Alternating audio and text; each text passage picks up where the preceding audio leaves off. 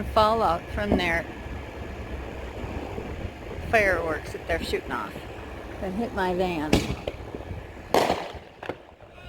There's another fucking one. Here's my idiot, the manager of the park, who is drunk off his ass. He's lighting off mortars, which probably ain't even legal in New Mexico, and hitting the roof of my van. There's some ash now. Some new ash just landed on it. They were right out in front of my van, and I asked them to move. So now the idiot's moved over there.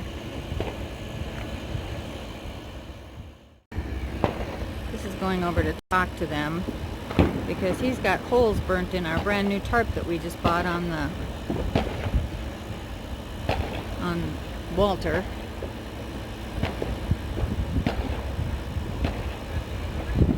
And like I said, I've got ash on my van, and the last time they just lit one off, I heard it tinkle, tinkle, tinkle on my van. I mean, yeah, I understand we got them going off all over the place, but you know what? Those ain't dropping on people's houses, because those are way off in a field.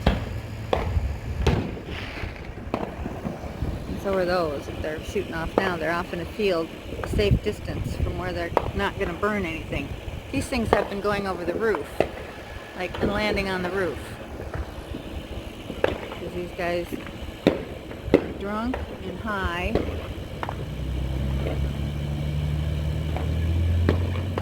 And yeah, they have a hose over there, but it's not on or anything.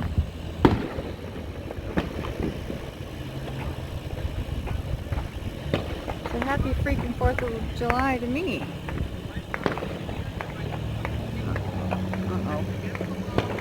Uh-oh.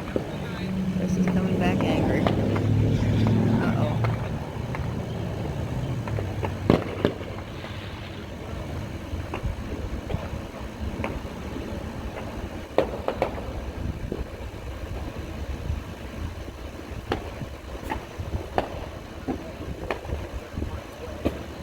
What'd they say? He's just like barely standing. He's like pointing at the ones that are a mile away. It's like, I don't care about them. Yeah, they're not hitting my van and my house. Aerials. I got video of it, bro. I guarantee every other RV park around here, reputable RV park around here, doesn't have fireworks going off in their park, especially by the management. Well, Chris is going to call the cops, so...